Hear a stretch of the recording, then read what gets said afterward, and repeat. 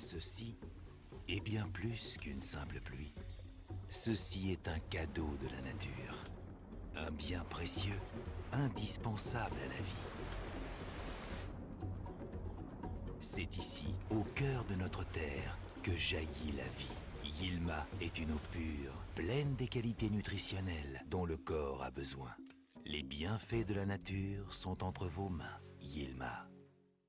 À la Générale des Assurances, nous vous proposons la protection santé groupe PSG, l'assurance santé au coût bien étudié pour tout regroupement de personnes légalement constituées, entreprises, associations, syndicats, ordres, etc., composé d'au moins 10 employés. Profitez de l'assurance santé complètement modulable nationale ou internationale avec une couverture de vos frais de santé au choix à 50, 60, 70, 80, 90 et même à 100%. Hospitalisation, soins dentaires, soins optiques et encore plus. Pour tout type d'assurance, appelez-nous au 25 31 77 75 ou rendez-vous dans une de nos agences. Au groupe GA, on vous croit, on vous suit.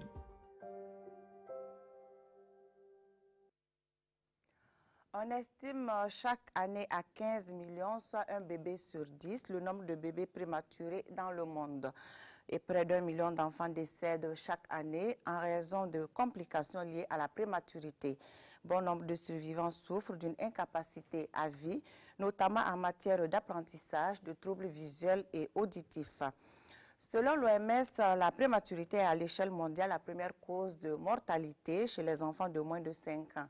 Dans presque tous les pays disposant de données fiables, le taux de naissance prématurée sont en hausse. On considère comme prématuré un bébé né vivant avant 37 semaines d'aménorrhée. Les taux de survie des prématurés présentent des inégalités frappantes d'un pays à l'autre. Dans les pays à faible revenu, la moitié des bébés nés prématurément décèdent en raison d'un manque de soins réalisables et abordables, comme le maintien au chaud, l'allaitement et les soins de base pour traiter les infections et les problèmes respiratoires. Dans les pays à revenus élevés, la quasi-totalité de ces bébés survivent.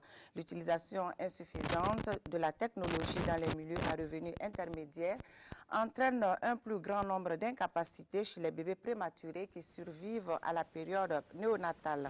La situation des prématurés au Burkina Faso reste préoccupante, d'où l'intérêt de cette émission.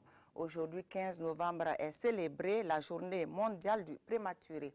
Pour parler donc de bébés prématurés, je reçois pour vous sur ce plateau professeur Fla Koita, pédiatre enseignant à l'UFR SDS. Professeur Koita est également le chef du département pédiatrie au CHU Yalgado Ouedraogo.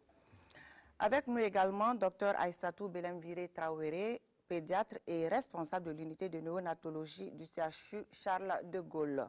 Et puis Dr Dantola Paul Kayen. Dr Kayen est gynécologue au CHU Yalgado Ouedraogo. Bonsoir madame, monsieur, bonsoir, et bienvenue sur ce plateau. Chers téléspectateurs, bonsoir et merci de nous suivre. Pour prendre part à cette émission, il suffit d'appeler au 25 40 79 03. Professeur Koita, quelle est la prévalence de la prématurité au Burkina Faso? Merci.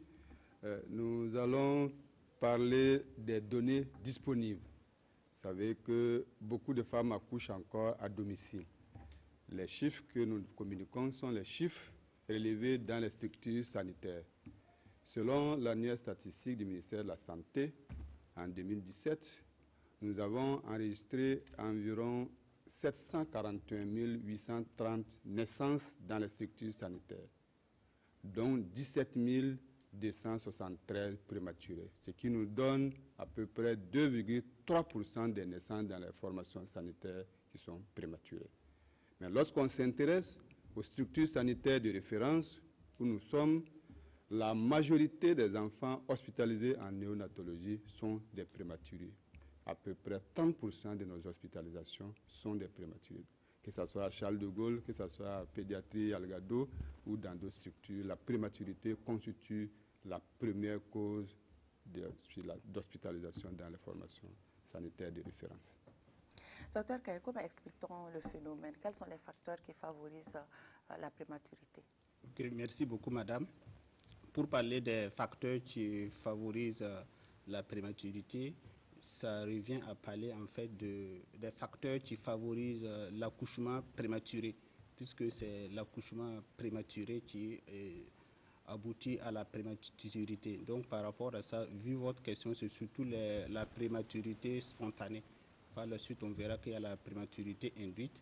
Donc pour cette prématurité spontanée, les facteurs favorisants, il y a surtout ce qu'on appelle des causes directes et des causes indirectes. Donc au niveau des causes directes, c'est essentiellement, premièrement, l'infection. Voilà, donc l'infection maternelle, quelle que soit sa cause, avec la fièvre qu'elle entraîne, peut entraîner une menace d'accouchement prématuré. Mais spécifiquement, les infections les plus concernées, c'est surtout l'infection urinaire. Donc, qu'elle soit une infection urinaire basse, qui concerne la vessie, qu'on appelle la cystite, ou bien qu'elle soit une infection urinaire haute, qui concerne souvent le rein, qu'on appelle la pyélonéphrite. Donc, après les infections urinaires, le deuxième groupe d'infections dans notre contexte, c'est surtout les infections génitales. Donc, ce que les femmes appellent classiquement les pètes blanches. Donc, ces infections qui touchent en fait la paroi vaginale ou bien le col utérin peuvent aussi entraîner une menace d'accouchement. Et en troisième position d'infection qui est surtout dans notre contexte, c'est le paludisme. Donc, lorsque c'est une femme enceinte, elle fait le paludisme avec la fièvre et l'infection, cela aussi prédispose à l'accouchement prématuré. Donc là, c'est vraiment le premier groupe qui est l'infection. Maintenant, en dehors de l'infection, toujours au niveau des causes directes, il y a ce qu'on appelle les causes utérines. Donc, vous savez que c'est l'utérus qui est le produit de conception. Donc, lorsque l'utérus a un certain nombre d'anomalies, telles que genre les fibromes, donc un utérus qui porte des fibromes, surtout lorsque c'est un peu volumineux, c'est difficilement que cet utérus-là peut porter la grossesse jusqu'à 9 mois. Donc, en plus de cela aussi, il y a ce qu'on appelle des utérus qui sont mal formés, qui ont souvent deux cavités. Et la cavité est très restrictive, donc ne peut pas aussi contenir le produit de conception jusqu'à terme. Et enfin, surtout au niveau de l'utérus, il y a ce qu'on appelle aussi la béance, c'est-à-dire que le col est incapable de supporter le produit de conception jusqu'à 9 mois. Donc là, c'est vraiment les causes directes, mais il y a aussi des causes indirectes qui sont des facteurs contributifs. Quand on voit dans notre contexte, surtout le travail, la pénibilité du travail.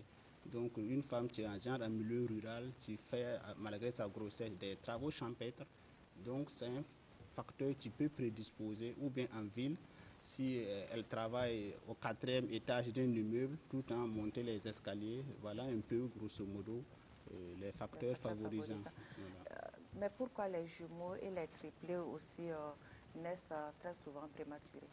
Qu'est-ce qui explique cela? Merci pour la question. Pour les jumeaux et pour les triplés, c'est purement un problème mécanique.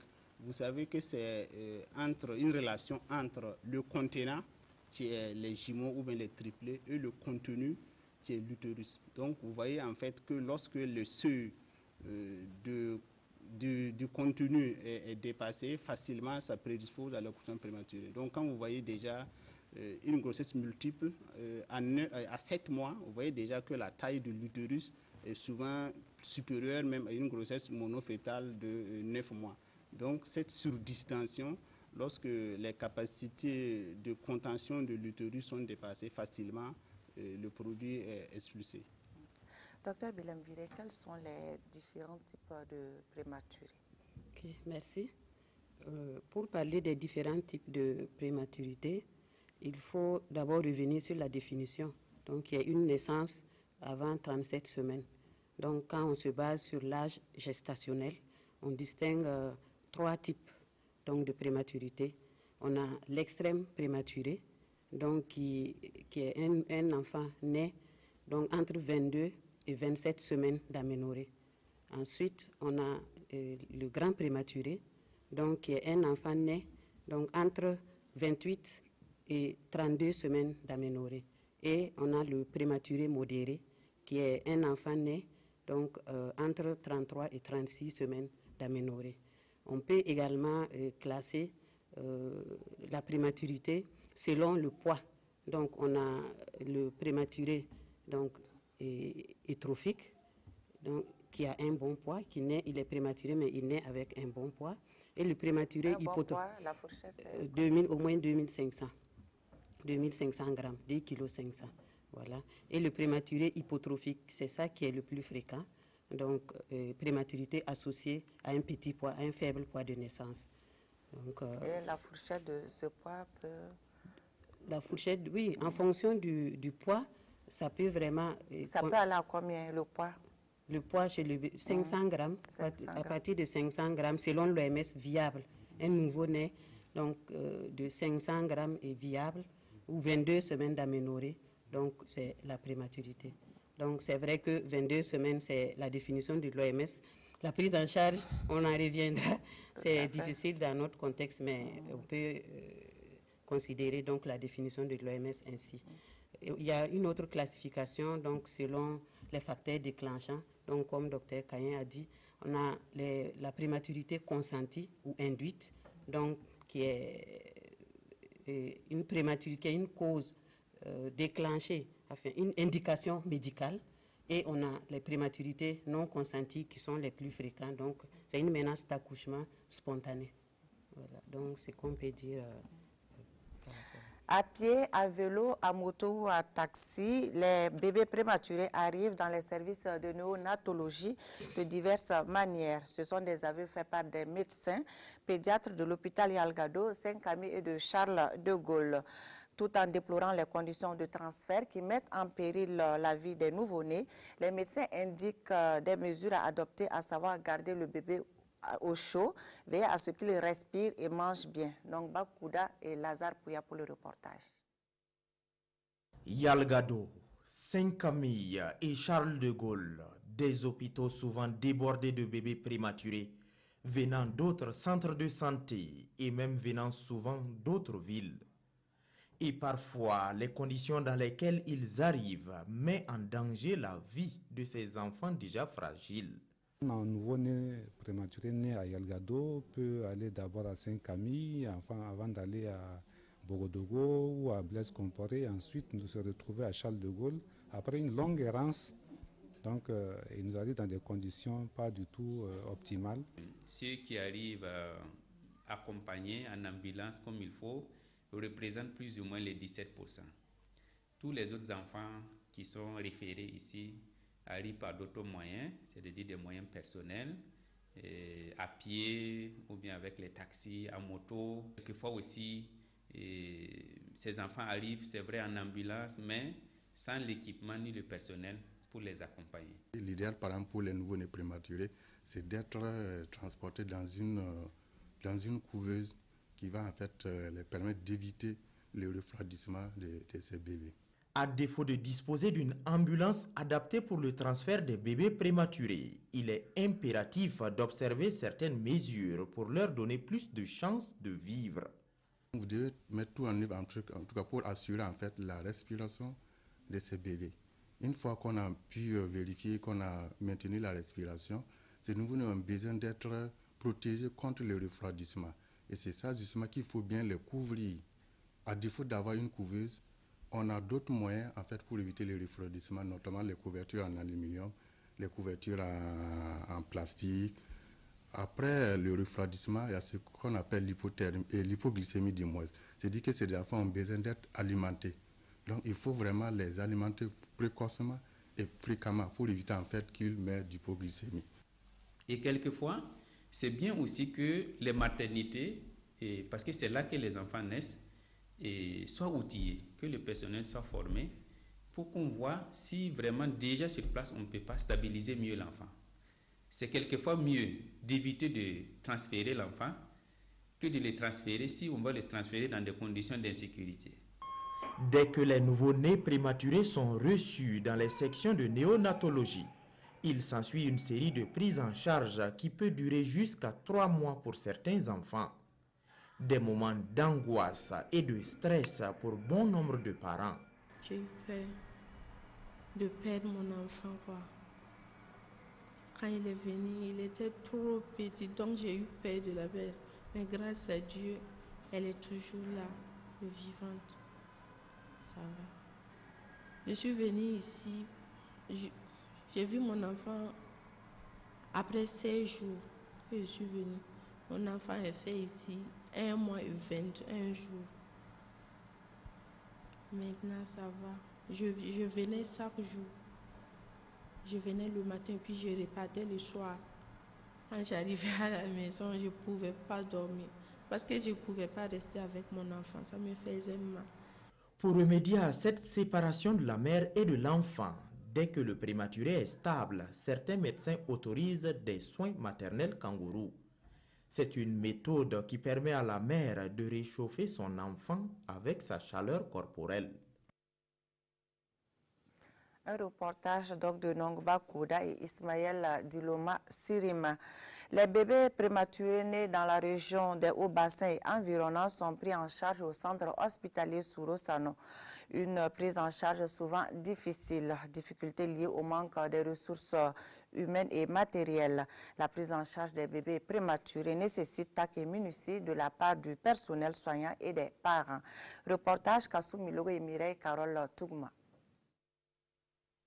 Le service de néonatologie du centre hospitalier universitaire Sorosano de Bobo-Dioulasso a pied d'œuvre pour prendre en charge des bébés prématurés. C'est ici que sont référés tous les bébés nés avant terme. Nous sommes un service de référence en fait, c'est-à-dire nous recevons tous les prématurés de la région de Doué pratiquement, et quelquefois même des régions environnantes. Donc, dès qu'il y a une naissance prématurée qui pose problème, on nous les réfère. En matière de prise en charge, les difficultés sont légion. Au manque de personnel qualifié, s'ajoute un déficit de matériel. D'abord, on a un gros problème d'espace. On n'a pas vraiment de place actuellement dans nos services. On est vraiment débordé, il n'y a pas de place. Donc, on est obligé de... Ça, c'est le premier espace. Le deuxième problème, c'est le problème de matériel. On reçoit de temps en temps des couveuses qui fonctionnent plus ou moins. Et on peut parler aussi du problème du personnel, parce qu'on a du personnel en quantité qui commence à augmenter, mais ce n'est pas du personnel spécialisé dans la prise en charge du nouveau-né, parce que c'est presque une spécialité. C'est une spécialité un peu particulière, il faut avoir des habitudes, il faut avoir des réflexes. Le CHU Sorosano de Bobo compte au total 4 couveuses qui ont souvent du mal à fonctionner. Le premier problème des couveuses, c'est le prix. Elles coûtent extrêmement cher. Le minimum, c'est vraiment 10-15 millions par couveuse. Et pour une durée de vie de 2 ans environ. Ça, c'est vraiment chaque année, tous les 2 ans, il faut renouveler les couveuses. On a environ des pics de moyenne, c'est 40 bébés qui devraient normalement bénéficier de couveuses. C'est pareil, les pics et le mois là, on a 60. Donc, ça veut dire que financièrement, pour avoir des couveuses en bon état et tout le temps fonctionnel, c'est dur. Le deuxième problème de couveuse, c'est le problème de fonctionnement. Quand c'est gâté, on n'a pas de réparateur. Il n'y en a pas actuellement dans tout. L'entretien ne peut pas se faire au Burkina pratiquement, donc ça fait que c'est un problème. On a un problème également de le courant, l'électricité. Quand il y a une panne de courant, la couveuse marche toujours sous courant. S'il y a un problème de courant, c'est un problème. Et ensuite, on a un problème de surveillance, un problème d'hygiène, parce qu'il faut nettoyer les couveuses tout le temps, il faut surveiller l'enfant pendant qu'il est dedans. Donc les couveuses, c'est vraiment contraignant, il faut beaucoup de personnel qualifié, il faut de l'argent, il faut vraiment beaucoup de choses pour faire une bonne couveuse. Pour pallier ces difficultés, la méthode kangourou est utilisée. Une méthode qui consiste à porter un enfant prématuré sur le ventre en contact peau contre peau. Aux spécialistes du domaine de rappeler qu'un enfant né avant terme est fragile et son suivi doit être médicalisé pour minimiser les risques de décès et de séquelles. Retour donc sur ce plateau avec nos invités. Professeur Koita, pourquoi ce problème de couveuse perdure autant au Burkina Faso? Pourquoi? Merci pour c'est un problème de façon générale du système de santé. Il y a tellement de priorités que en réalité la prise en charge du nouveau-né n'a constitué qu'une priorité que maintenant. Quand vous voyez d'abord même l'infrastructure pour la prise en charge des nouveau-nés, vous regardez dans toute la ville de Ouagadougou, en dehors de Saint-Camille qui a une unité qui est véritablement fonctionnelle, les autres structures se débrouillent en réalité. Comme on est devant le fait accompli, on est obligé de chercher des salles qu'on essaie donc d'améliorer pour pouvoir prendre ces bébés qui nous viennent. Bon, peut-être prochainement, Charles de Gaulle va avoir son unité. Donc déjà, ces enfants-là étaient mélangés à tous les autres enfants, ce qui expliquait justement cette forte mortalité qui perdure toujours. Maintenant, on est en train de s'organiser pour pouvoir améliorer cette prise en charge-là, non seulement en créant l'infrastructure, mais également l'équipement. Et c'est un combat au quotidien qui fait que cette émission devrait permettre également que des oreilles attentives nous écoutent également pour donc nous aider à résoudre ces problèmes qui sont récurrents, qui sont là, que nous vivons tous les jours malgré en fait, notre bonne volonté. Souvent, on perd beaucoup d'enfants qu'on aurait pu sauver. D'accord. Donc, dans ce contexte, qu'est-ce qu'un prématuré viable au Burkina est estimé à combien de semaines? La définition ne diffère pas de celle de l'OMS. La viabilité commence, selon l'OMS, à 22 semaines d'aménorrhée ou un produit de conception qui pèse au moins 500 grammes. Mais de ce qui ressort de nos reportages, on sait que 22 semaines ici, oui, ce n'est pas possible d'être viable. Ce sera difficile, mais il ne faut pas baisser les bras. En tout cas, 22 semaines, les extrêmes prématurés ou très grands prématurés, pour pouvoir les prendre en charge ici, il est très difficile parce qu'on n'a pas certaines possibilités, notamment la nutrition, parce que les tubes digestifs ne peuvent même pas digérer le lait maternel. Il faut faire une nutrition parentérale, ça veut dire en perfusion, tous les nutriments dont on ne dispose pas pour le moment. Et c'est pour ça, justement, les extrêmes prématurés constituent véritablement une préoccupation. Par contre, les prématurés moyens et ceux qui sont au milieu, on peut, j'allais dire, nous débrouiller pour pouvoir donc les survivre si nous avons les équipements nécessaires et également les intrants nécessaires. Docteur Kayen, dans quel cas provoque-t-on un accouchement avant terme? Ok, merci beaucoup. Effectivement, c'est ce que le docteur Beleville parlait, c'est l'accouchement induit, c'est-à-dire que la prématurité induite. Il y a plusieurs situations. On peut faire une prématurité induite d'abord pour des raisons maternelles. Donc, toute situation où on pense que la poursuite de la grossesse jusqu'à terme est délétère pour la santé de la mère, ou bien lorsque la mère a une affection dont la spécialité nécessite d'abord qu'on extrait l'enfant avant de traiter efficacement la mère. Donc, on est obligé d'interrompre la grossesse prématurément. Donc, des exemples concrets, c'est surtout la pathologie hypertensive au cours de la grossesse qu'on appelle, dans notre jargon, la prééclampsie. Donc, des femmes enceintes qui ont des hypertensions artérielles. Lorsque ça peut mettre en jeu le pronostic vital de la mère, on est obligé d'arrêter la grossesse. Il y a le deuxième cas le plus fréquent aussi, c'est des patients qui ont souvent des cardiopathies. Lorsqu'il y a des cardiopathies, souvent nos collègues cardiologues ne veulent pas jusqu'à ce que la grossesse soit à terme. Donc, lorsque l'enfant est viable, pour qu'on puisse mieux traiter la mère, on peut être amené aussi à interrompre la grossesse de manière prématurée. Donc là, c'était les raisons maternelles. Mais il y a aussi des raisons liées au fœtus lui-même. Là-bas, l'exemple le plus fréquent, c'est ce qu'on appelle le retard de croissance intra-utérin. Vous avez un fœtus qui est insuffisamment nourri, lié au fait que le placenta n'arrive pas à perfuser correctement l'enfant. Donc, il est dans un milieu hostile. Donc, on est obligé de le faire sortir pour mieux le nourrir en dehors de l'utérus. Donc, la troisième raison, c'est ce qu'on appelle les causes materno-fétales, c'est-à-dire que ça prend en compte et la mère et l'enfant. L'exemple là le plus fréquent, c'est ce qu'on appelle la rupture prématurée des membranes, c'est-à-dire que la poche des os se rompt alors que la grossesse n'est pas à terme. Et donc, si on n'extrait pas l'enfant, ça peut donner une infection à l'enfant ou même une infection chez la mère. Donc, voilà un peu les cas les plus fréquents où, par décision médicale, on décide d'induire une prématurité. La prise en charge des bébés prématurés n'est pas toujours chose aisée. Les médecins doivent souvent faire face à des enfants affaiblis du fait de leurs conditions de prématurité, ce qui entraîne souvent des complications. En plus de cet état de fait, certains équipements font défaut. C'est le cas des couveuses et aussi des équipements de respiration artificielle. À côté de cela, il y a aussi la faible capacité d'accueil de certains centres de néonatologie qui sont souvent exigus et non adaptés pour accueillir les équipements adéquats. Donc, Bakouda, Ismaël Diloma, Sirima.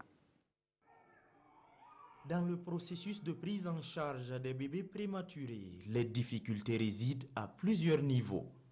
La première difficulté est liée aux conditions même du bébé prématuré. Il peut nous arriver avec déjà des complications liées à cette prématurité, des complications immédiates. Parfois, c'est des désordres d'autres respiratoires qu'il faut gérer. Il nous arrive parfois avec de la fièvre, donc une infection qu'il faut arriver à gérer. Ils sont très petits, ils n'arrivent pas donc à assurer eux-mêmes leur thermorégulation, donc leur température est difficile à réguler automatiquement. Pour les aider à réguler leur température corporelle, certains hôpitaux utilisent des couveuses. Et ce n'est pas toujours simple à ce niveau. Nous n'avons pas suffisamment de couveuses. Alors qu'un nouveau-né peut mobiliser une couveuse pendant 1 mois, ou pendant plus d'1 mois même. Il arrive qu'on garde un nouveau-né pendant 3 mois. Donc vous voyez, c'est pour dire en fait qu'une fois que ces couveuses sont occupées, on lui d'attendre plusieurs mois afin d'admettre un nouveau-né prématuré. Il fut un temps où on avait surtout un déficit en couveuse. Mais je peux dire qu'actuellement, c'est un déficit relatif parce qu'on se retrouve avec 6 couveuses qui sont fonctionnelles. Voilà. Et je pense qu'on en a même d'autres qu'on ne peut pas utiliser parce que nos locaux sont insuffisants. Voilà. Pour en fait installer ces couveuses, il manque suffisamment de place. Une analyse similaire est faite à l'hôpital pédiatrique Charles de Gaulle, où juste 3 chambres sont dédiées à la section néonatologie.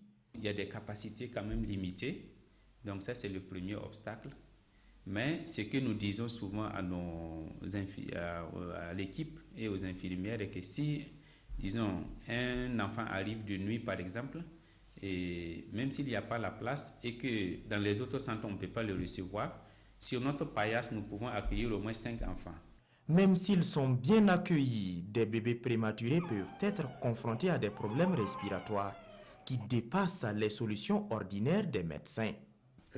Il arrive que même avec l'oxygène, ces nouveaux-nés n'arrivent pas à respirer. En ce moment, on a besoin d'utiliser ce qu'on appelle des machines, qu'on appelle des respirateurs artificiels, que nous n'avons pas ici. Donc beaucoup de nouveaux-nés qui sont dans ces situations, nous les perdons. À tout cela s'ajoute le problème de la gestion de la lingerie des bébés prématurés, ainsi que la prise en charge psychologique des parents. Il est donc difficile de prendre en charge un bébé né avant terme. Minata Sankara en a fait l'expérience. Mère d'un enfant prématuré depuis quelques semaines, elle est au four et au moulin pour prendre soin de son bébé. Des règles d'hygiène doivent être respectées et le bébé doit rester permanemment au chaud. Plus de détails dans ce reportage signé Kassoum Milogo et Mireille Carole Tougma. C'est avec joie et amour que Minata Sankara prend soin de son bébé né prématuré. Un accouchement prévu pour décembre, elle accoucha 3 mois plus tôt. J'ai accouché il y a 22 jours. Pourtant, selon l'échographie, je devrais accoucher en janvier. Mais avant cette date indiquée, j'ai eu des contractions et j'ai accouché. Franchement, les agents de santé font du bon boulot. Je ne savais pas que l'enfant allait survivre et voilà, il se porte bien. La méthode utilisée pour prendre en charge le bébé de Minata est la méthode kangourou, une méthode utilisée lorsqu'il y a manque de couveuse. Actuellement, c'est la méthode qui est promue dans presque tous les pays sous-développés, d'Amérique, d'Afrique, d'Asie, etc., etc. Et même en Europe, actuellement, la méthode kangourou est une méthode qui est recommandée, qui est reconnue comme étant valable. Tu enlèves tes habits ainsi que ceux de l'enfant. On dépose l'enfant sur ta poitrine, on vous couvre tous les deux, l'enfant reste ainsi et est fortifié. Le bébé de Minata se porte bien. Bientôt, la maman pourra retourner chez elle. Mais des précautions sont à prendre pour la bonne santé de l'enfant, notamment le garder au chaud et surtout éviter tout contact avec toute personne autre que la maman. Docteur Bilem Viré, le tabac et l'alcool constituent-ils un risque supplémentaire pour la survenue des prématurés? Merci. Le tabac et l'alcool, docteur Kayen n'a pas cité, mais ça fait partie des facteurs de risque maternel. Donc, ce sont des toxiques donc, qui peuvent déséquilibrer l'organisme maternel et créer un déséquilibre, une interruption donc, du déroulement de la grossesse. Donc, il y a le tabagisme et l'alcoolisme.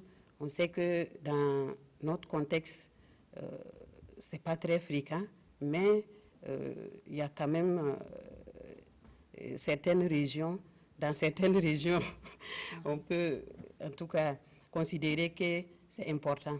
Et c'est des drogues également qui peuvent entraîner une sous-nutrition donc, de la mère et entraîner donc, un faible poids, donc un retard de croissance donc, chez le fœtus et donc peut déclencher donc, la menace d'accouchement prématuré.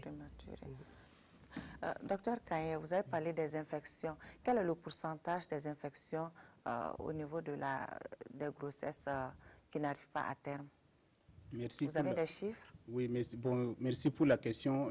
Les chiffres que nous avons, c'est surtout des chiffres hospitaliers lors d'études de thèse, mais c'est des chiffres hospitaliers. Donc, par rapport à ces chiffres hospitaliers, donc par rapport à la prématurité, si nous prenons la situation de la maternité de l'hôpital Yalagado, lorsque nous avons des accouchements prématurés, en tout cas l'infection tourne autour de 45%, rentre comme cause directe de la prématurité.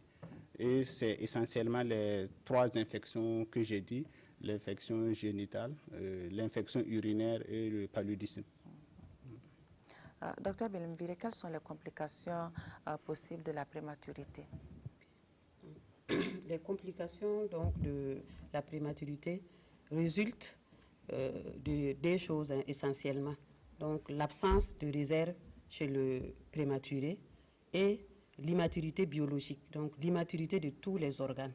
Donc l'absence de réserve chez le prématuré donc, va être responsable de l'hypothermie chez le prématuré, l'hypoglycémie, l'hypocalcémie, donc des troubles métaboliques et les troubles de la régulation thermique chez le prématuré. Donc l'absence également, l'immaturité des organes, de tous les organes. Donc, et en fonction même du terme de la grossesse, on sait que c'est à partir du 3e trimestre de la grossesse que beaucoup de choses se passent. Et donc, si le prématuré est né, si dans l'extrême prématurité, c'est encore plus grave parce que l'immaturité de tous les organes et ça expose le nouveau-né à plusieurs risques. Donc, le risque infectieux, il y a immaturité donc, immunitaire, donc il est exposé aux infections, donc il est exposé donc, à toutes les complications donc, liées à l'immaturité des organes. Professeur Koïta, quelles sont les conséquences sur la vie du prématuré plus tard, quand il est prématuré? Quelles sont les conséquences sur la vie plus tard? Les conséquences les complications à long terme sont corrélées à l'âge du bébé à la naissance, c'est-à-dire le degré de prématurité. Et comme tous les organes peuvent être atteints, parce qu'ils sont immatures à la naissance, on va se concentrer sur les complications les plus fréquentes et les plus graves. Au niveau du cerveau, parce que c'est le cerveau qui commande, les complications ultérieures peuvent conduire à ce qu'on appelle l'épilepsie, par exemple. L'enfant qui n'a pas un cerveau qui a été bien développé, qui n'a pas été bien oxygéné, peut développer une épilepsie au long cours.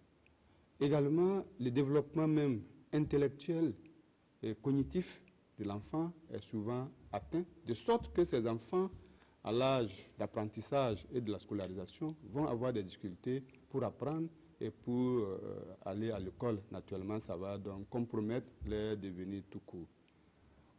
Ensuite, au niveau des yeux, les organes comme les yeux, Ils sont également la cible de problèmes visuels à long terme, notamment avec un risque de perdre la vue ou en tout cas de baisser de façon, j'allais dire, notable l'acuité visuelle.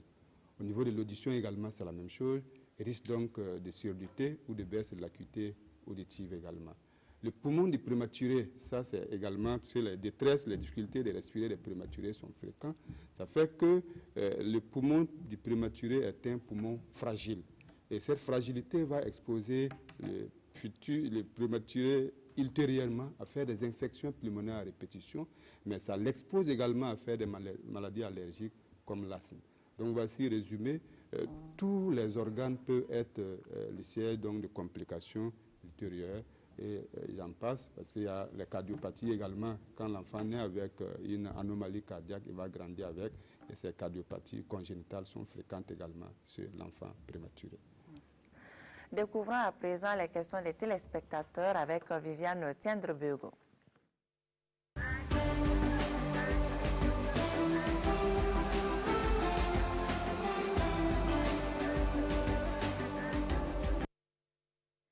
Monsieur Sourouema à Ouagadougou dit qu'il a perdu un neveu né à 8 mois en 2015. À l'époque, on a dit que l'équipe qui a fait l'accouchement n'a pas pu déceler la détresse respiratoire du nouveau-né. Et sa question, c'est pourquoi est-ce qu'il n'y a pas de pédiatre ou de spécialiste de ces sujets-là en salle d'accouchement pour des cas comme celui-là. Monsieur Sourouema poursuit son histoire en disant qu'à l'époque, il n'y avait pas assez de couveuses pour prendre en charge ce nouveau-né qui était en détresse. Et sa question, c'est quelle est la situation aujourd'hui? Est-ce que tous les CHR, qu'on soit à Gawa ou à Banfoura ou à Tenkodgo, est-ce que tous les CHR disposent de couveuses? Madame Tiemtouré à Banfoura se demande si un prématuré peut souffrir à la longue de déformations au niveau des jambes, par exemple. Monsieur Mahamadi Ouedraogo nous suit à Goursi. Sa question s'adresse au docteur Belemviri qui a parlé de prématuré consenti. Il aimerait que vous expliquiez davantage ce que cela veut dire. Monsieur Bourema Nyambrié à Ouargaï dit qu'il constate que maintenant, il y a beaucoup de naissances prématurées. Il se demande si cela n'est pas dû à l'alimentation. Et dans les villages, les gens disent que les filles qui ont beaucoup avorté dans leur jeunesse font des prématurés quand elles se marient ou quand elles décident d'avoir des enfants. Est-ce que cela est vrai? Et il a remarqué que certaines femmes qui effectuent des travaux très rudes accouchent avant terme. Est-ce que le fait d'avoir des travaux rudes, est-ce que ça peut entraîner des naissances prématurées ou qu'est-ce qu'il faut faire pour éviter les naissances prématurées si c'est lié? Est-ce que travaux rudes est lié à naissance prématurée? Monsieur Birba Dieudonné, lui aussi se demande si l'alimentation d'une future maman ne peut pas provoquer une naissance prématurée. Monsieur Sekou Ouedraogo est professeur à Zignaré. Il a entendu que la drogue, les excitants et tous les autres ont une incidence sur les grossesses. Est-ce que c'est vrai que la prise des drogues sous toutes leurs formes peut amener une femme à accoucher avant terme d'un prématuré? Monsieur Dieudonné Birba nous a rappelé, il est à Cambouinsin, il aimerait savoir si un prématuré de 6 mois peut survivre. Il fait allusion à cette croyance populaire-là qui dit que les chiffres pairs, 6 mois, 8 mois, ça ne porte pas chance à un prématuré et qu'un prématuré né à 7 mois vit plus que celui qui est né à 8 mois. Madame Bationou est à Koudougou. Elle aimerait que vous parliez de l'incidence des hépatites virales sur les grossesses. Est-ce que cela peut provoquer des naissances avant terme? Madame Laetitia Kabouré est à Koudougou. Elle dit qu'elle a eu son enfant à 35 semaines. Elle précise qu'elle a accouché à 1h du matin et qu'à 9h, on les avait libérés, son bébé et elle. Et 2 jours plus tard, l'enfant a fait une forte fièvre. Ils sont partis à l'hôpital, on les a hospitalisés pour 5 jours. Et après, on les a libérés, ils sont rentrés à la maison. Mais il ne se passe pas 2 semaines sans que l'enfant ait une forte fièvre et qu'il soit obligé de repartir à l'hôpital, de faire des examens. Et tous les examens disent que ce sont des infections que l'enfant a. Maintenant, l'enfant a 3 ans, mais il est tout le temps malade. Et elle, sa question, est-ce qu'il faut s'inquiéter?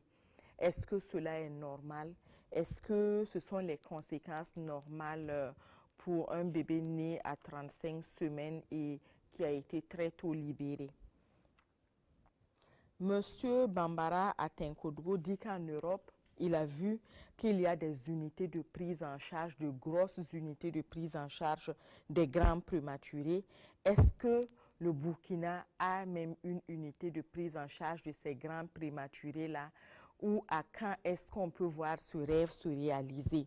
Et il se demande, est-ce qu'il y a suffisamment de personnel formé ou est-ce que vous en êtes avec la formation de ceux qui doivent prendre en charge ces grands prématurés? C'est tout pour les questions des téléspectateurs d'aujourd'hui.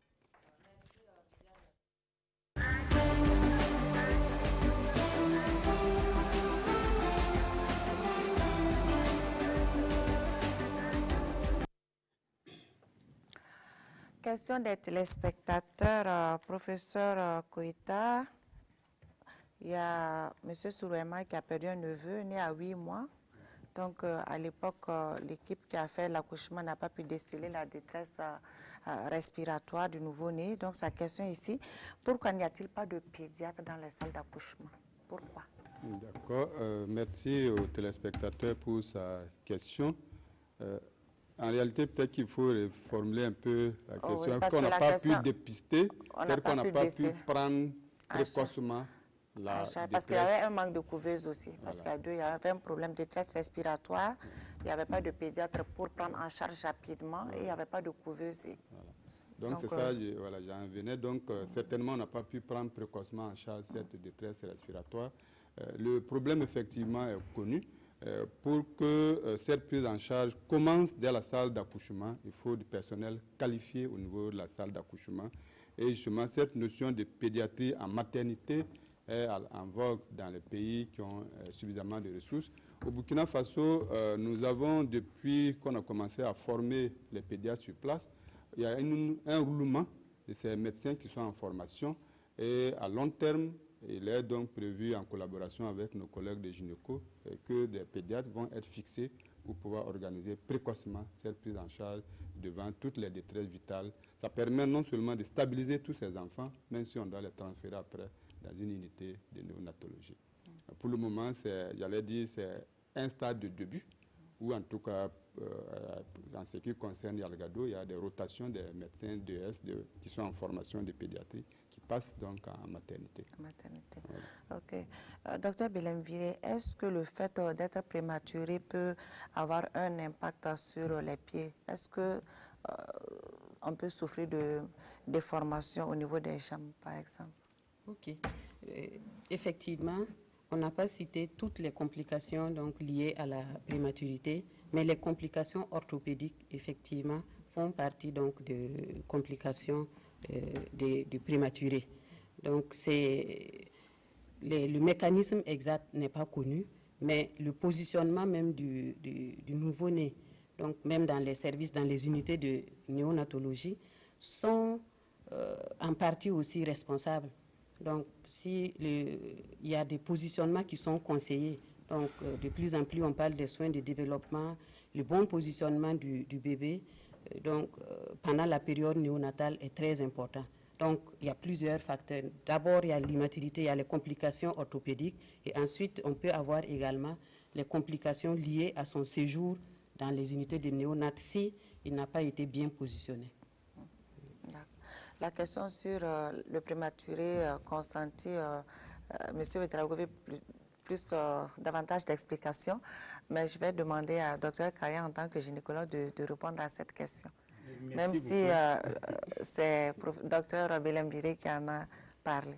Ok, merci beaucoup, madame. Effectivement, peut-être c'est le mot peut-être consenti, peut-être qui a posé problème. Soit on parle de prématurité consentie, soit on parle de prématurité induite.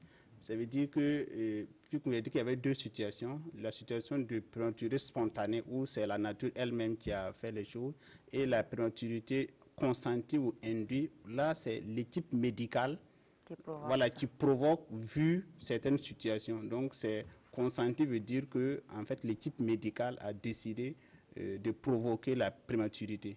C'est simplement ce que ça veut dire. Professeur Koita, est-ce que l'alimentation joue un rôle dans la prématurité?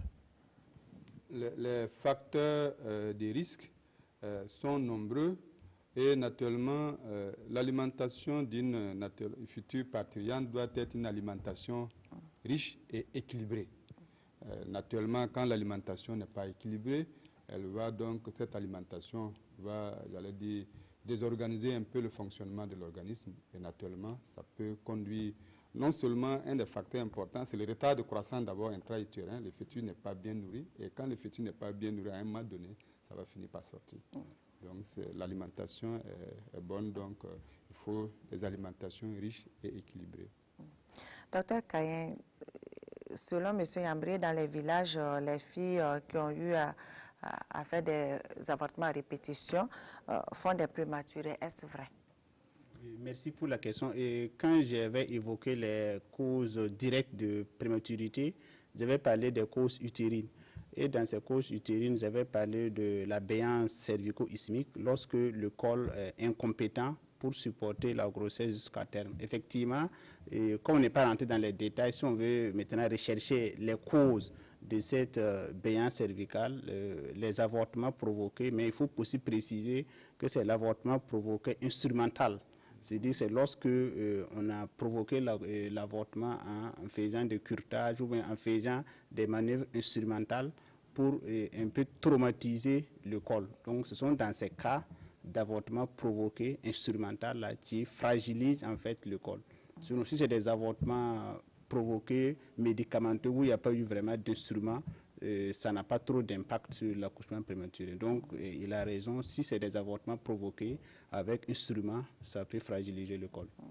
Et les travaux rudes aussi peuvent provoquer des accouchements avant terme? Oui, c'est ce que j'avais dit. Là, on parlait eux, on les classe dans les causes indirectes. Ce n'est pas les causes directes, mais c'est dans les causes indirectes. J'ai parlé des travaux, la pénibilité du travail. Voilà, donc s'il y a une pénibilité du travail, c'est un facteur qui surajoute pour prédisposer à l'accouchement prématuré. On avait déjà répondu à la question des excitances, l'incidence des excitants sur les grossesses, donc nous allons continuer. Professeur Koita, un prématuré de 6 mois est-il viable ici? Parce qu'on fait allusion à la croyance populaire qui veut que tout ce qui est chiffre pair ne soit pas favorable à la survie des prématurés. Donc 7 mois peut survivre, 8 mois. Oui. Heureusement que ce sont des croyances. Alors, le pronostic vital du prématuré est lié à son âge. Plus il est petit, plus il risque, si la prise en charge n'est pas très efficace, de mourir. Ça veut dire, en termes de pronostic, celui qui naît avec 6 mois risque plus de mourir que celui qui naît avec 7 mois. Et celui qui naît avec 7 mois risque plus de mourir que celui qui naît à 8 mois. Plus on s'approche du terme, moins il y a des risques de complications et des risques de décès. Donc certainement, c'est peut-être la prise en charge de ces enfants-là qui n'a pas été correcte. Sinon, au fur et à mesure qu'on s'approche du terme, il y a ce prématuré qui est né à 35 semaines, 1 heure après, à 1 heure du matin, à 9 heures, a été libéré donc 2 jours après, il y a eu une forte fièvre et après cela, il y a eu une succession d'hospitalisation. Est-ce que jusqu'à 3 ans, l'enfant souffre toujours de forte fièvre malgré les examens et on parle d'infection, mais c'est à répétition. Est-ce que cela va continuer qu'est-ce que la maman doit faire?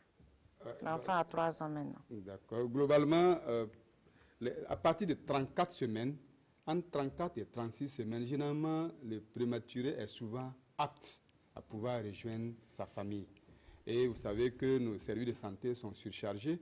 Et quand il y a beaucoup d'accouchements, les mamans, dès qu'elles sont mises en forme, en condition, elles vont repartir à la maison si le bébé ne pose pas de problème particulier. Je pense que ce bébé de 35 semaines ne posait pas de problème d'adaptation à la vie extra-utérine. Ça veut dire qu'il pouvait téter, il pouvait donc se mouvoir correctement. C'est pourquoi certainement on l'a laissé partir à la maison. Certainement, le fait qu'il soit prématuré, mais c'est un prématuré moyen près du terme, fait qu'il a donc moins de risques, naturellement, que celui qui devait naître peut-être à 32 semaines. Pourquoi il a ces infections à répétition?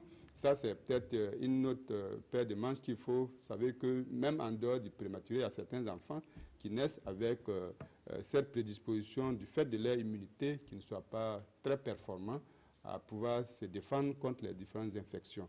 Il y a lieu donc de consulter un pédiatre, là où il se trouve, pour pouvoir faire un bilan complet et voir qu'est-ce qui fait que justement il se défend mal et s'infecte de façon très rapprochée. Docteur Kayen, parlez-nous de l'incidence des hépatites virales sur les grossesses. Okay, merci pour la question. Effectivement, l'association de l'hépatite B à la grossesse, c'est même un examen obligatoire dans le bilan prénatal, la recherche de l'antigène ACBS. Mais il faut dire qu'il y a deux situations en réalité. Dans la plupart du cas, c'est des porteurs sains. C'est-à-dire que c'est des porteurs sains de l'hépatite B. Donc, nous les adressons souvent aux collègues hépato-gastro-entérologues qui font les explorations. Et lorsque c'est vraiment un porteur sain, dans la plupart du cas, ça n'a pas d'impact sur la poursuite de la grossesse et ça ne provoque pas de prématurité lorsque c'est des porteurs sains. Mais l'autre situation, maintenant, peut avoir une hépatite virale évolutive au cours de la grossesse. Donc là, c'est une autre situation. Tu peux, avec l'infection, avec la fièvre, tu peux maintenant provoquer un accouchement prématuré, soit induit souvent même. Donc, c'est dans les deux situations. Donc, dans le cas des porteurs sains, ça n'a pas d'impact. Mais si c'est une hépatite virale évolutive, là, ça peut avoir un impact sur la grossesse. Docteur Bilem Viré, M. Ouedraogo aussi dit que la croyance populaire affirme que les enfants prématurés sont des surdoués. Est-ce vrai? Si oui, pourquoi? Les enfants prématurés sont des surdoués. Bon, ça dépend des situations. Hein. Sinon, dans les complications à long terme, quand même, de la prématurité, on a des difficultés d'apprentissage scolaire. Donc, bon, si on a des enfants prématurés qui sont surdoués, c'est peut-être des enfants qui sont nés proches du terme et qui n'ont pas eu de problèmes à la naissance. Donc, qui n'ont pas eu de complications à la naissance et qui ont évolué normalement comme les autres enfants nés à terme. Donc, sinon... C'est une autre question aussi, où on dit il y a une autre croyance qui voudrait que les enfants prématurés aussi soient des cancres. Donc, on ne sait pas où se situe la vérité. Oui, sinon, comme professeur Kouita l'a développé entre-temps, il y a des complications, effectivement, à long terme. Donc, sur les prématurés, qui est la difficulté d'adaptation scolaire. Et ce sont des enfants qu'il faut suivre pendant au moins 5, 6 et même 8 ans, donc, avant d'arrêter les suivis. Donc, bon, le mécanisme est difficile quand même à expliquer. Donc, ils ne sont ni particulièrement surdoués, ni particulièrement cancres. Donc, ils sont dans la moyenne de la population. Et vous savez que l'intellect de quelqu'un dépend de facteurs. L'intégrité du cerveau, l'environnement et l'éducation qu'on va faire. Si le cerveau a été touché parce qu'il était tout petit prématuré, naturellement, ça va déteindre sur ses acquisitions après. Par contre, s'il était proche du terme et qu'il n'y a pas du tout eu de complications, il garde la même intelligence. Si naturellement il a une dotation, j'allais dire génétique, normale, il peut donc avoir cette impression d'être un peu assez intelligent, mais cette intelligence ne dépasse pas l'intelligence de la population. Voilà.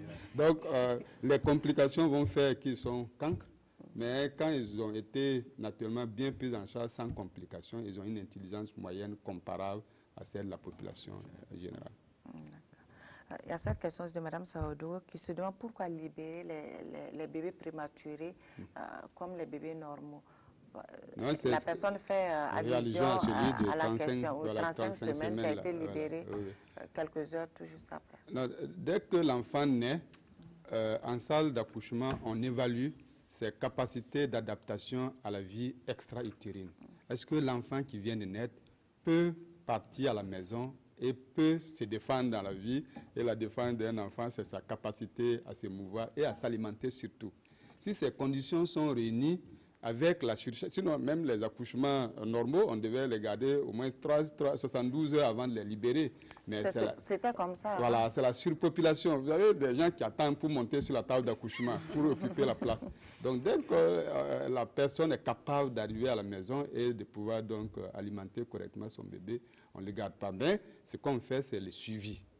Là, naturellement, il faut revoir ces bébés normalement. Ils sont revus normalement à une semaine après pour pouvoir évaluer également leur état et décider quelle est la conduite à tenir la suite pour cette prise en charge-là. Et à quand les unités de prise en charge des grands prématurés à l'image de ce qu'on voit en Europe? C'est le vœu de nous tous les pédiatres et des obstétriciens. C'est ce que je le disais un peu. Si on prend à l'échelle du pays, il n'y a aucune unité digne de ce nom. C'est Saint-Camille qui est récemment un peu plus vaste et plus équipée. Peut-être bientôt, Charles de Gaulle, il y a une unité de néonatologie qui est pratiquement fin prêt. Il reste peut-être quelques aspects d'équipement. Par contre, Yalgado, le projet est là. Donc, c'est profiter peut-être de votre plateau également pour solliciter les bonnes volontés. On a un très bon projet. S'il y a des gens qui peuvent nous y accompagner, le schéma architectural est là, le plan d'équipement est là, mais on attend. L'État ne peut pas tout faire, on le sait. Ils font ce qu'ils peuvent faire, mais on souhaite que, en tout cas, dans les années à venir, que la vie commence là-bas et la prématurité augmente.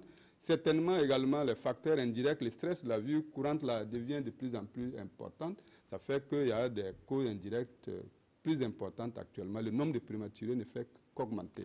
Et malheureusement, nous n'avons pas les moyens pour la prise en charge, surtout si l'enfant naît extrême prématuré. J'allais dire, le personnel est là, parce que nous formons des pédiatres, on forme des gynécologues. Par rapport à la formation, il n'y a pas de souci. Ceux qui doivent prendre en charge les prématurés. Les compétences sont là. On échange également avec les structures extérieures. Chacun de nous va pour voir comment ça se passe ailleurs. Et nous pensons que nous avons suffisamment, en tout cas, les compétences. Malheureusement, l'infrastructure, l'équipement manquent. Docteur Belemville, comment prendre en charge correctement un bébé prématuré? Merci. La prise en charge est préventive et curative.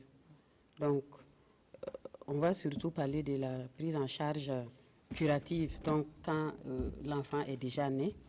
Sinon, la prise en charge préventive, généralement, ça se passe à la maternité, donc en anténatal, donc avant même la naissance du bébé. Voilà.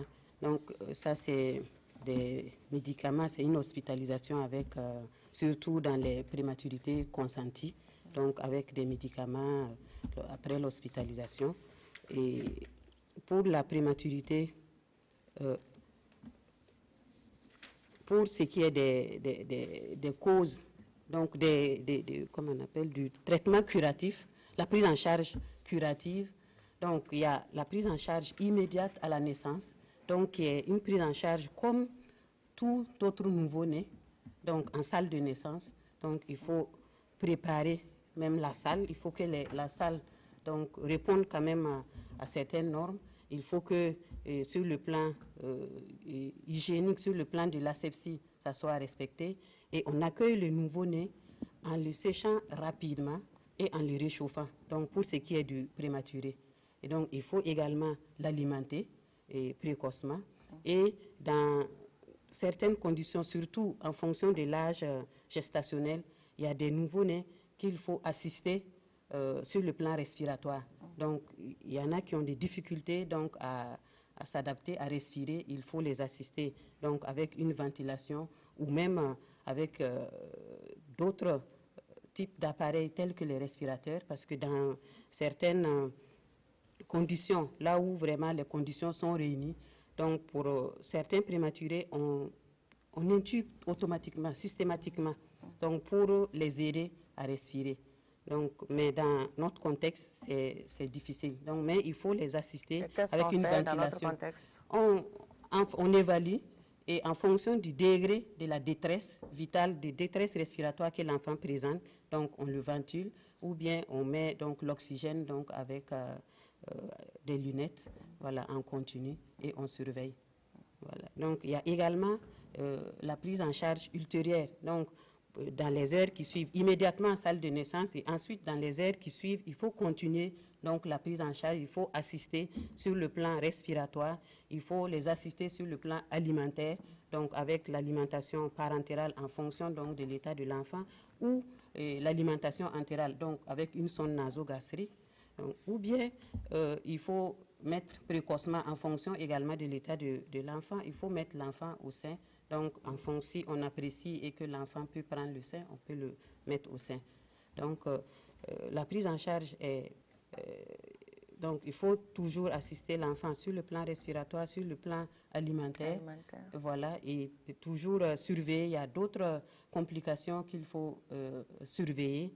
Donc, on peut avoir des hémorragies liées donc, à l'état donc, de prématurité, des complications, les facteurs donc, des risques.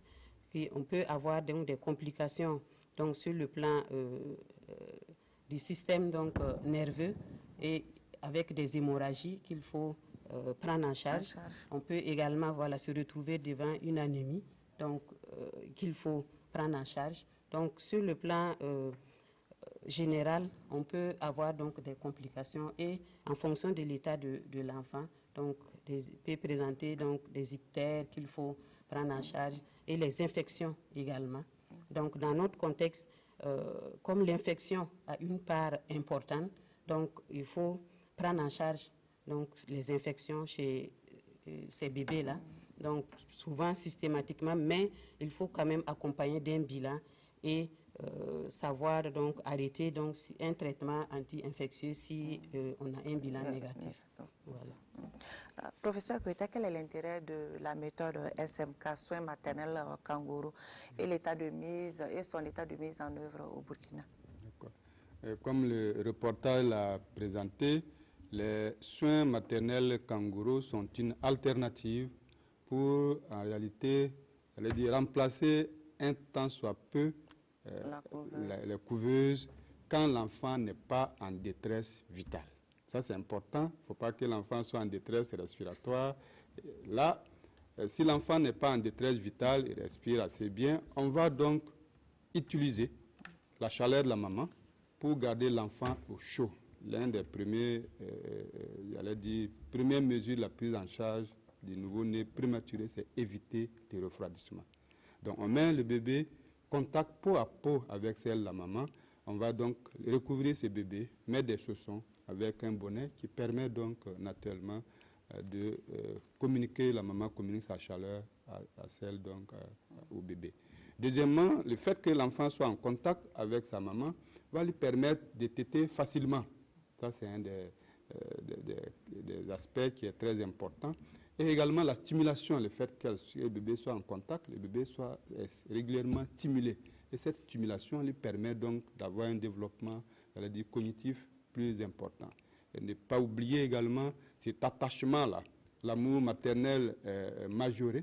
Lorsqu'on fait ça pendant pratiquement 2 semaines, 3 semaines, le bébé est avec sa maman. Cet attachement va donc perdurer dans le temps et ça permet donc de renforcer les liens entre la maman. Il faut forcément que ce soit la maman. Le papa aussi peut le faire? Ouais, le papa peut le faire, mais vous savez que les femmes, globalement, ça c'est peut-être pour... Parce qu'il faut que les hommes aussi... Oui, moi je dis souvent, de toute façon, les femmes. vous voyez que c'est de façon permanente que la maman doit, la personne qui s'en occupe, mais il y a des moments où la maman doit aller, par exemple, faire ses besoins, faire autre chose, une autre personne, et la personne la mieux indiquée pour remplacer la maman, c'est bien sûr le papa. Mais bon, il faut gagner les hommes, quoi. Et comment gérer le retour à la maison avec le prématuré, Dr Bilemvire? Bon, comment gérer le retour pour les prématurés qui ont été gardés à l'hôpital? Donc, ça nécessite une préparation donc, et une évaluation. Donc, il faut préparer les parents et évaluer l'enfant sur le plan alimentaire, si l'enfant est autonome. Donc, s'il arrive à prendre le lait, donc, soit par la tasse ou directement, on peut préparer donc, le retour à domicile. Il y a également l'autonomie respiratoire.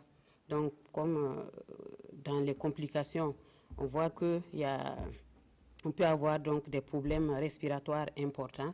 Donc, sur le plan respiratoire, si l'enfant est autonome, on peut également envisager donc, le retour à domicile. Et également donc, les parents.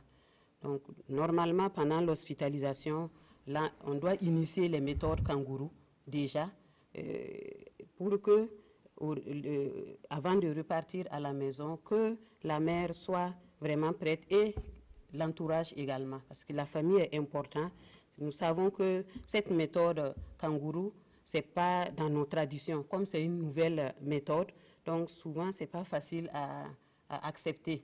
Donc il faut préparer, il faut le soutien vraiment de toute la famille et de la communauté pour que la mère puisse continuer de prendre en charge son enfant donc, à la maison. Donc c'est surtout le plan respiratoire, le plan alimentaire et également gérer donc, la prévention de l'hypothermie avec la poursuite des soins maternels kangourou à la maison et d'autres éduquer encore sur la sepsie donc, pour prévenir les infections et surtout éviter donc, les complications aussi ultérieures, les prématurés, trop de bruit, trop de lumière, donc sont aussi des facteurs qui jouent sur le développement ultérieur. Donc il faut donner des conseils à ce niveau. Voilà, donc il faut évaluer et il faut également apprécier avant donc de libérer l'enfant. Et où en est-on avec les recherches aujourd'hui, professeur Koita? Les recherches, il faut dire que pour la prise en charge, je vais peut-être m'attarder sur la prise en charge.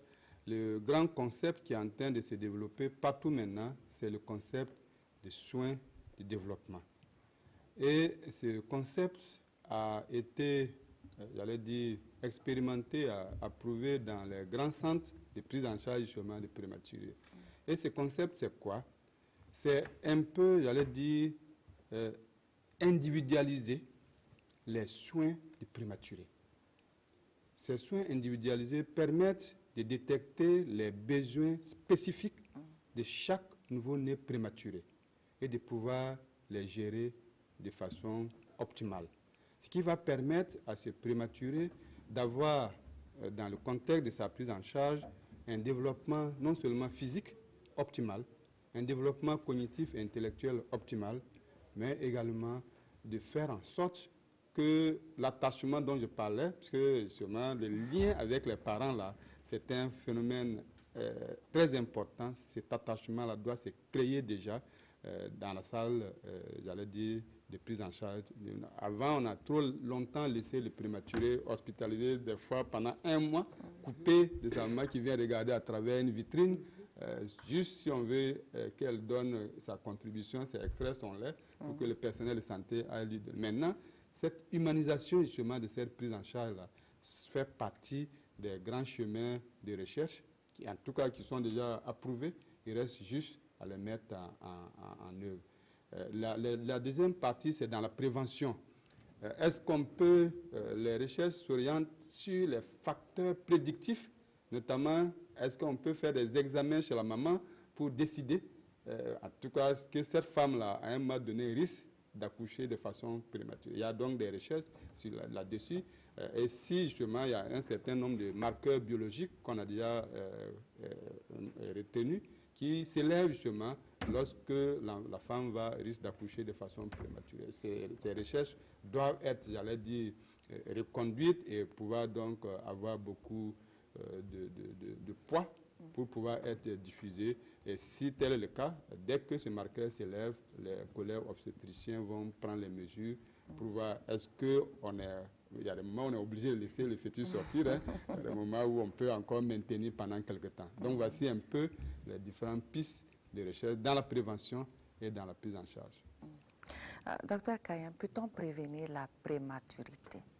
Merci pour la question. C'est difficile, mais il y a quand même des mesures de prévention qu'on fait. Il y a d'abord la prévention primaire. Comme je venais de le dire, c'est l'infection qui est la principale cause. Donc, pour prévenir, il faut d'abord dépister les infections. Donc, vous voyez quand on parle de dépister, c'est dire qu'on ne laisse pas qu'il apparaisse des signes. Voilà, donc essentiellement, il y a le dépistage de l'infection urinaire qu'on fait systématiquement chez la femme enceinte. Il y a aussi le dépistage des infections vaginales. Donc, quand on dépiste, ça permet de traiter avant même l'apparition des signes. Donc, deuxième mesure de prévention aussi, c'est maintenant le traitement précoce des infections. Au cas où on n'a pas pu faire un dépistage, au moins si l'infection est là, qu'on le traite assez précocement pour que ça ne conduise pas à l'accouchement prématuré. Maintenant, dans la prévention secondaire, ce que nous faisons souvent, c'est lorsque nous détectons une béance cervico-isthmique, on procède souvent à un cerclage du col utérin. Voilà, donc autour de 16 semaines, donc on fait un cerclage du col. Donc tout ça, c'est une mesure aussi de prévention de l'accouchement prématuré. Donc enfin, on peut aussi parler au niveau du travail. Lorsque quand même la personne, la femme enceinte occupait un poste de travail qui l'amène à beaucoup bouger, qui l'amène à faire beaucoup d'activités, on peut, pendant le temps de la grossesse, faire un changement de poste de travail qui soit un peu plus commode avec sa grossesse. Voilà quelques pistes un peu de mesures de prévention de la prématurité. Professeur Koita, aujourd'hui c'est la journée mondiale du prématuré. Comment optimiser les chances de survie du prématuré? Merci. L'optimisation des chances de survie du prématuré passe par ce qu'on appelle l'amélioration ou le renforcement de la collaboration obstétrico-pédiatre. Et je dis souvent c'est un couple indissociable, malgré les vicissitudes qu'il peut avoir à certains moments. C'est un couple indissociable et ce couple indissociable doit donc renforcer les collaborations. Je pense que c'est pour ça que nous sommes un peu à chaque niveau dans la prévention. Il y a donc le rôle des gynécos, peut-être Kayan va dire un mot là-dessus. Et également, après l'accouchement, la mise en condition doit commencer déjà au niveau de la salle d'accouchement. C'est l'œuvre du pédiatre. Et la poursuite de la prise en charge va se continuer en néonatologie. C'est pourquoi dans la prévention, voilà, dans la prévention, docteur Kayan, qu'est-ce qu'on peut faire pour optimiser par les rapport chances à la prévention, de survie? il en a parlé un peu déjà. Oui, c'est par rapport à ce que le procès venait de dire, c'est vraiment que dans les salles d'accouchement, on essaie vraiment de, comme l'a dit là, de dépister surtout les infections. Et ça, c'est surtout au niveau des consultations prénatales. Voilà, donc le dépistage. Et d'avoir aussi un pédiatre à côté, au cas où. Oui, c'est toujours la requête des services d'obstétrique, mais comme vous le savez, il n'y a même pas assez de pédiatres souvent d'abord, pour même d'abord les services de pédiatrie. Donc, tant que les services de pédiatrie ne sont pas assez dotés, ce n'est pas évident que la maternité aura des pédiatres. Mais l'idéal, effectivement, comme ce qui se fait ailleurs, qu'on puisse affecter effectivement des pédiatres au sein des maternités, c'est vraiment tout notre souhait. Pour terminer, docteur Belemvire. Oui. Bon, moi je dirais que le jeu doit être joué à tous les niveaux, hein. Même au niveau d'abord de la communauté, de la famille. Il faut que les grossesses soient suivies il faut que également les accouchements soient préparés. Parce qu'on se retrouve souvent avec des accouchements. C'est vrai que l'accouchement prématuré, on peut dire que c'est venu avant le terme, mais de façon générale, les accouchements ne sont pas, les naissances ne sont pas préparées. Et l'enfant naît et on n'a même pas quelque chose même pour protéger l'enfant. Et ça, c'est dangereux, surtout pour le prématuré, qui est très fragile et qui peut faire rapidement l'hypothermie. Donc souvent, on se retrouve sans habillement, sans rien au niveau des parents pour prendre en charge. Et également, écouter les conseils au niveau des centres de santé. Parce que souvent, les gens partent prendre des conseils, mais arrivés, on ne met pas ça en pratique. Voilà. Et également, au niveau des centres de santé, donc surtout, d'abord à la maternité, donc que les gens prennent en charge quand même qu'ils s'occupent aussi donc du nouveau-né et également on peut initier dès la maternité et c'est normalement à la maternité qu'il faut initier donc ce contact peau à peau là de façon précoce et prolonger les soins maternels kangourous et même s'il faut transférer l'enfant dans une unité de néonatologie ou dans un service de pédiatrie, que ça soit dans de bonnes conditions. Parce que ce qu'on observe, c'est dans un pays, on se promène dans toute la ville. Il faut s'assurer d'abord que là où l'enfant part, là, il peut trouver de la place. Et il faut aussi donner des conseils pour le transport. Donc, si possible, peau à peau, donc avec la mère ou avec d'autres parents, le papa ou la grand-mère. Tout le monde peut être kangourou. Papa peut être kangourou, la grand-mère kangourou, donc les sœurs kangourou, tantis kangourou, tout le monde peut porter le bébé lors du transport. Et également au niveau donc des centres, donc on tient compte du fait que le prématuré est un être très fragile et qui a des besoins fondamentaux, besoin de respirer, besoin de s'alimenter, besoin d'être protégé contre l'hypothermie, besoin d'être protégé contre les infections. Donc, il faut tenir compte de ces 4 besoins fondamentaux quand vous recevez un nouveau-né, surtout prématuré. Et également, au niveau des autorités également, si vraiment on peut encore un plaidoyer qu'au niveau des structures, même au niveau des CMA, qu'on puisse vraiment équiper au moins avec quelques matériels pour prendre en charge, au lieu qu'on transfère un nouveau-né à 200 km, on peut le prendre en charge sur place. Si même on peut construire des unités kangourous au niveau des CMA, on peut résoudre vraiment donc, le problème de transport et de prise en charge de ces prématurités. Merci, chers invités. Chers téléspectateurs, c'est la fin de cette émission. Merci de l'avoir suivi. Bonsoir et dans 2 semaines pour un autre numéro de Santé Maga. Prenez bien soin de vous et surtout des bébés. Bonsoir et à très bientôt. À la Générale des Assurances, nous vous proposons la protection santé groupe PSG, l'assurance santé au coût bien étudié.